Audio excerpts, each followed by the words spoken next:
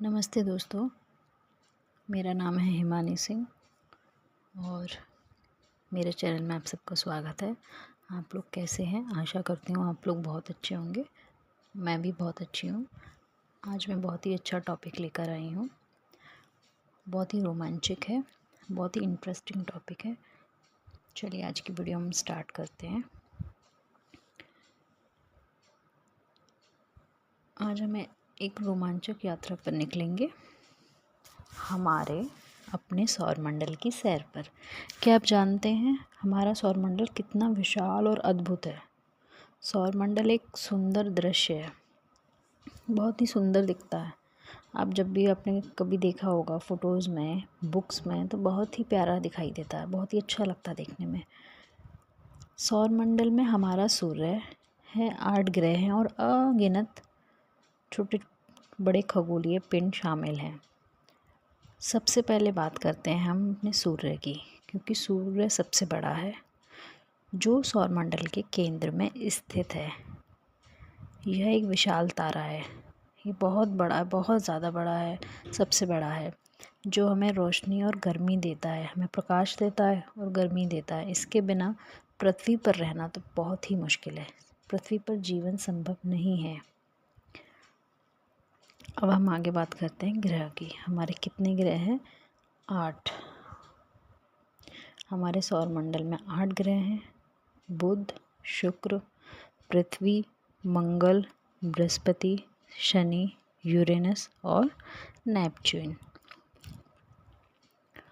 बुध सूर्य के सबसे करीब होता है और सबसे छोटा ग्रह होता है। शुक्र सबसे चमकीला ग्रह है, गर्म वातावरण है इसमें। अब ऐसे करके भी क्वेश्चन आ जाता है एग्ज़ाम्स में, सीटेट में, टीजीटी में, सोशल साइंस के, कि ऐसा कौन सा ग्रह है जो सूर्य के सबसे करीब है। उस ग्रह का नाम लिखिए जो सूर्य के सबसे करीब है। और सबसे छोटा ग्रह कौन सा है? चमकीला ग्रह कौन सा है? ऐसा कौन सा ग्रह है जिस पर जीवन संभव है ना? इस तरीके से क्वेश्चंस बनते हैं। थर्ड है पृथ्वी, हमारा घर, यानी कि हम रहते हैं तो हमारा घर है वो। जीवन का एकमात्र ज्ञात ग्रह है ये, जहाँ सिर्फ पृथ्वी पर ही जीवन संभव है और किसी ग्रह पर जीवन संभव नहीं होता है। मंगल लाल ग्रह है। अब ऐसे भी क्वेश्चन बनता है, लाल ग्रह किसको कहते हैं? किस ग्रह को लाल ग्रह कहा जाता है? इस तरीके से, ठीक है। तो आप इसको अच्छे से याद रखिएगा।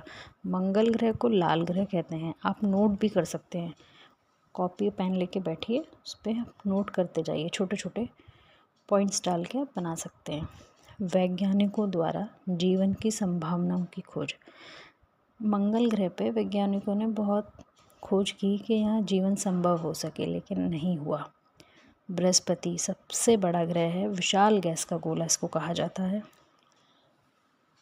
देखिए पेपर में ये भी क्वेश्चन आ सकता है कि सबसे बड़ा ग्रह कौन सा है। शनि सुंदर वालियों का वाला ग्रह है। यूरेनस ठंडा और नीला ग्रह है, अपनी धुरी पर झुका हुआ है। नेपच्यून सबसे दूर का ग्रह है, बर्फीला और तूफानी है। अब हम बात करते हैं अन्य खगोलीय पिंड। ग्रहों के अलावा सौरमंडल में क्षुद्र ग्रह, धूमकेतु और उल्का पिंड भी पाए जाते हैं। दोस्तों, तो ये हमारी छोटी सी वीडियो थी सौरमंडल के टॉपिक पर, एक छोटी सी झलक है। उम्मीद है आपको यह जानकारी पसंद आई होगी। अगर आपके कोई सवाल हैं तो कमेंट बॉक्स में ज़रूर पूछें, और हाँ, हमारे चैनल को सब्सक्राइब करना ना भूलें ताकि आप ऐसे ही ज्ञानवर्धक वीडियो देखते रहें। धन्यवाद। मिलते हैं नेक्स्ट वीडियो में नेक्स्ट टॉपिक के साथ। Bye bye. हेलो, नमस्ते दोस्तों, मेरा नाम है हिमानी सिंह और मैं आज एक नई टॉपिक लेकर आई हूँ। जो हमने कल पढ़ा था उसी से रिलेटेड है। हमने कल वाले टॉपिक को पूरा नहीं कंप्लीट किया था, उसमें कुछ चीज़ें थी जो रह गई थी, तो उसी को मैं आज लेकर आई हूँ। आज की वीडियो हम स्टार्ट करते हैं। आज हम ब्रह्मांड की कुछ सबसे आकर्षक वस्तुओं के बारे में जानेंगे। वो क्या है? जैसे कि खगोलीय पिंड। क्या नाम है उनका? खगोलीय पिंड। अब हम जानेंगे कि खगोलीय पिंड क्या है। चलिए स्टार्ट करते हैं। वे वस्तुएं जो अंतरिक्ष में मौजूद हैं, जैसे तारे, ग्रह और आकाशगंगाएं। जो मुख्य भाग है इनमें वो तारे हैं। तारे बहुत ही बड़े, विशाल, चमकदार गेंदें हैं, बॉल की तरह, जो गैसों की बनी होती हैं। हमारा सूर्य भी एक तारा ही है, जो हमें अपनी ऊर्जा देते हैं, प्रकाश देते हैं। वो अपनी ऊर्जा खुद ही बनाते हैं।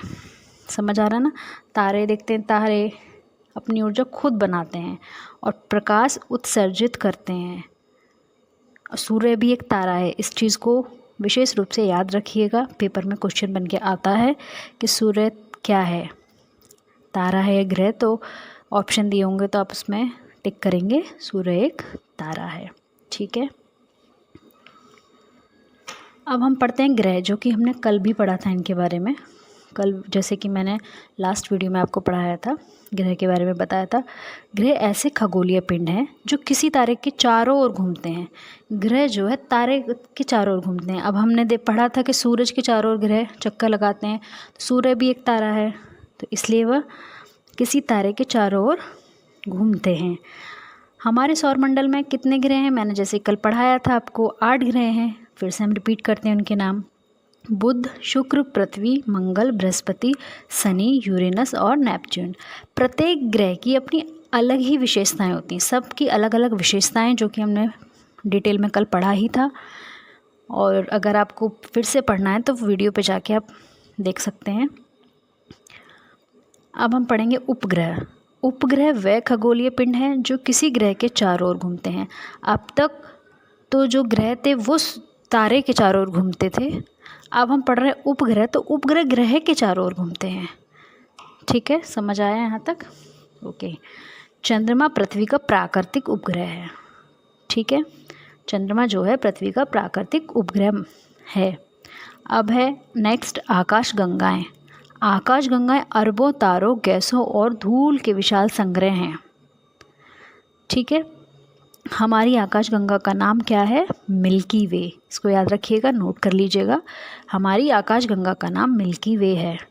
ब्रह्मांड में अरबों आकाशगंगाएं हैं। ठीक है, ब्रह्मांड में अरबों आकाशगंगाएं हैं। ठीक, नेक्स्ट है क्षुद्र ग्रह और धूमकेतु। क्षुद्र ग्रह चट्टानी पिंड है जो सूर्य के चारों ओर घूमते हैं। क्या है क्षुद्र ग्रह? चट्टानी पिंड, जो कि सूर्य के चारों ओर घूमते रहते हैं। और वो ये क्षुद्र ग्रह हो गया। नेक्स्ट है धूमकेतु। अब धूमकेतु बर्फ, धूल और गैस से बने होते हैं। क्षुद्र ग्रह चट्टानी पिंड हैं और धूमकेतु बर्फ, धूल और गैस के बने होते हैं। और जब वे सूर्य के पास से होकर गुजरते हैं तो उनकी हमें पूंछ दिखाई देती है। जब भी वो सूरज के पास से गुजरेंगे तो हमें सिर्फ पूंछ दिखाई देगी उनकी।